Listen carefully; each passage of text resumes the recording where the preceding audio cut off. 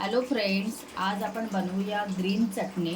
तर त्यासाठी एकदम सोप्या पद्धतीने आहे। तर मी तुम्हाला दाखवते रेसिपी कशी बनवायची, ते तुम्ही पण ट्राय करू शकता।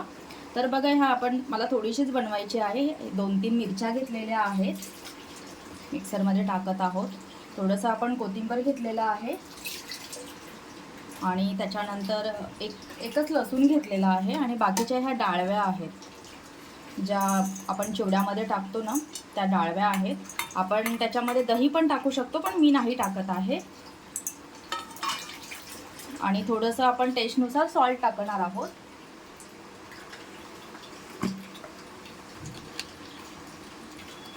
थोडंसं सॉल्ट टाकणार आहोत। आता आपण बघूया त्याची कन्सिस्टन्सी कशी होते ती।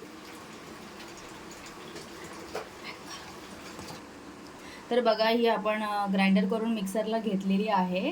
तर तुम्हाला ही रेसिपी कशी वाटली ते तुम्ही कमेंट करून सांगा।